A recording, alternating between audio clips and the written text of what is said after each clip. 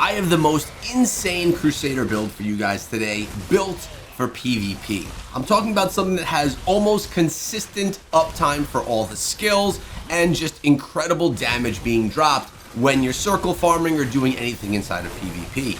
This build that we're featuring here today, I will be breaking down in full from the skills, secondary gear, gems, and the essences that are utilized. By the way, this one's been brought to us by Try out of the Revenant's Discord server, which I will be linking down below. The Discord server is a great place for information regarding Diablo Immortal and just a bunch of great people. What we're going to do right now, though, is pause this, come on over here, and start with all of the skills that are part of this build. So starting things out right here, he's going in with Draw and Quarter, of course, Condemn, we have the Consecration, and he's going in with Falling Sword. The primary attack that he's utilizing is Sacred Fire. Those are the skills and the primary that you want to use. Now let's take a look at the secondary gear, and look at this. He's going in with the Grace of the Flagellant.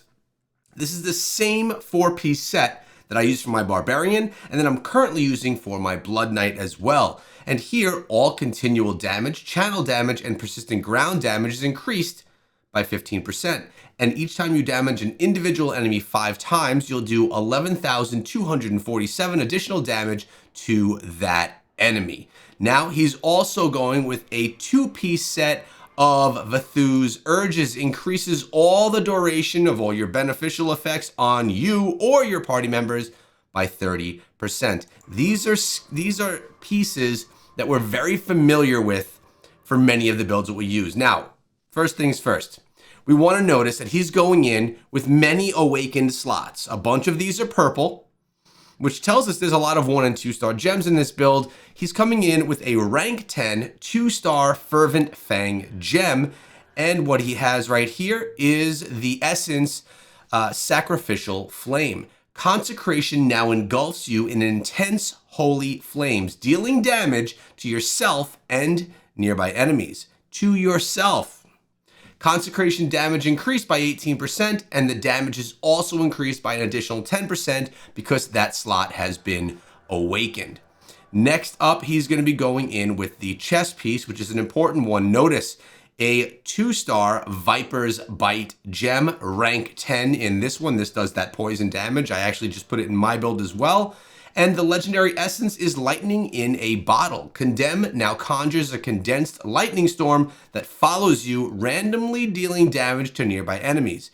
The damage is increased by 18%, plus an additional 10% because of that awakened slot yet again. Awakening the slots is massive. Now he's coming in with a rank 10, 1-star Blessed Pebble, another gem that just made its way into my build just last night. And here he's going with the essence for Sivkit's Advantage. Draw and Quarter duration is increased by 39%, and the cooldown, because it's awakened, is decreased by an additional 10%. So you're gonna get a lot more time with that Draw and Quarter. We're gonna move on to the legs, and inside of this one, he's got a 1-star rank 10 Everlasting Torment. You're going to get to see a little bit more of this in action a little bit too, and realize that for not using a lot of 5-star gems, he's dealing massive damage. And the essence here is Fiery Steed. Drawn Quarter's mount becomes a fiery steed that burns the ground and enemies, but no longer drags enemies. Drawn Quarter's damage is increased by 18%, plus the damage is again increased because it's awakened by an additional 10%. Now we're going to get into the first primary weapon, which is not a stance one just yet. He's coming in with a rank 7, 4 out of 5-star Seeping Bile in this one. So the first 5-star gem that we're seeing. And here, the essence is Trial by Fury. Taking damage causes your next Sacred Fire to detonate on hit, dealing 5,623 additional damage to nearby enemies. Damage is increased by 90%. All right. Now we're going to go on to the secondary piece of gear, his shield, which is sitting with a rank 10, 2-star Mother's Lament gem. And the essence being utilized right here is Zanula's Last Hymn. Consecration also slows enemy movement by 30%, and the cooldown is reduced by 3.6, plus the cooldown is decreased again by 10% because this one is an awakened slot. Now, assuming you're above 800 Paragon, we're going to get into our awakened, our stance slots, and he's coming in with a rank 4 out of 5 star Chip of Stone Flesh. Not a gem I've messed with myself personally. And the essence is Surging Sword. Falling Sword instead causes you to surge forward with your sword up to 3 times, damaging all enemies in your path. Falling Sword damage is increased by 18%. So this is like a dash forward. 3 times it can be done, and in the gameplay that you're about to see in just a moment, you'll see this happen regularly. It's a nice movement skill. Then we're coming on in with the second stance piece for the secondary weapon. The gem is a rank 5, 2 out of 5 star Gloom Cask, and the legendary essence is Blinding Wall. Condemn also unleashes, bringing light that blinds enemies for 1.6 seconds. Cannot affect the same target more than once every 3 seconds. Now, as you know why try, the guy brought us some notes, and I love this. He's going to share some here, and then when we look at the gameplay, I'm going to be reading in-depth notes that he left for me, and I'll be putting them in the description of the video as well for all you satyrs looking to put this build together. So let's get into the notes that he has for us right now in a nice little visual format. Actually, he goes and shows us all of his stats as well. You could see what's up there. All right, so 5% on all 8 pieces of gear equals 40%. Head Essence allows us to keep Consecration up 100%. He's talking about the bonuses right here. Shield Essences give us a constant loss of control while Consecration is active. And as you can see from the shield, Consecration also slows enemy movement by 30%, and the cooldown is 3.6%, plus the cooldown is decreased by 10%. Essentially, this single reforge stat on every item gives us a 40% damage boost all of the time. So all the time getting that boost to damage, which we're going to watch right now as we get back into action with this build. Now, he is just circle farming right now in Mount Zavane. Those are the dashes that he was talking about that he was utilizing. And I mean, it is a pretty brutal looking build. No PvE enemies are going to be able to handle. He's not stopping. He's literally just going through and melting everything in his path, jumping on his horse and going. Everything's burning. Absolutely love this build. We will be giving the Crusader another shot. Now, to his notes on this build while we watch him run through this Mount Zavane farm. This 200 kills per minute farm build is still utilizing the 4-piece grace set paired with the 4 damage overtime effects and just a ton of other persistent ground damage. You can see that when he runs through a pack of mobs, the screen is just flooded with damage numbers, which is consistently triggering the 4-piece grace set.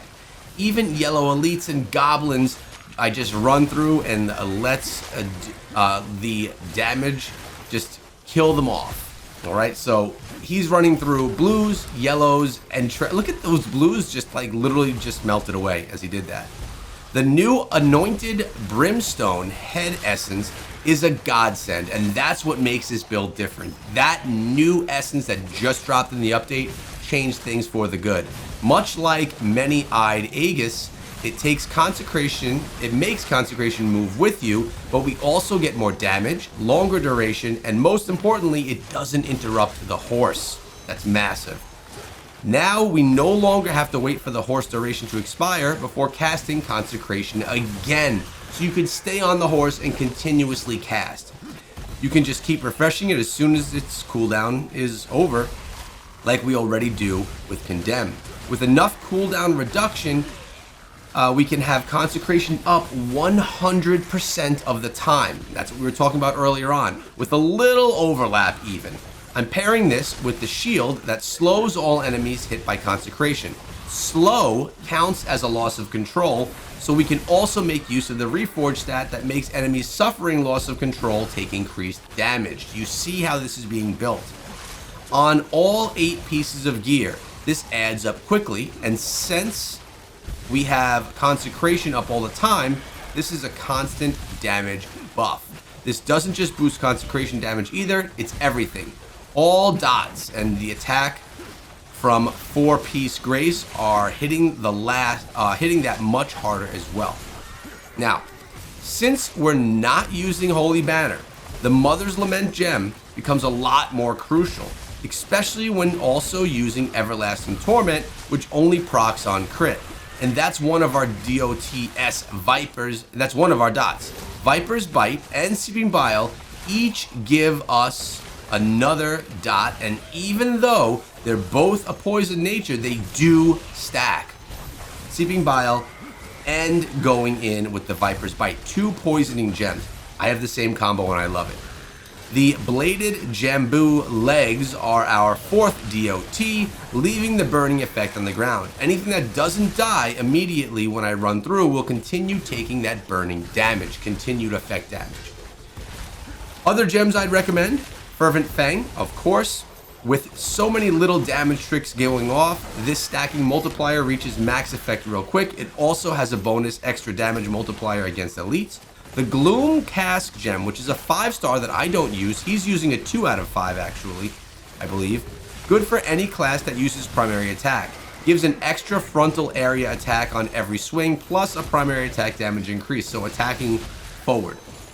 And the 5-star Chip of Stone Flesh. This isn't a necessity by any means, but I'm already using Blinding Wall with Condemn, which puts a total loss of control on every enemy. Just another extra attack to ensure everything dies from the first run through.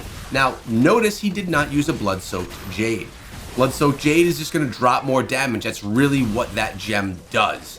And he feels that he's getting enough damage from the build as it is already, and he didn't need to go with one of the most popular gems inside of the game.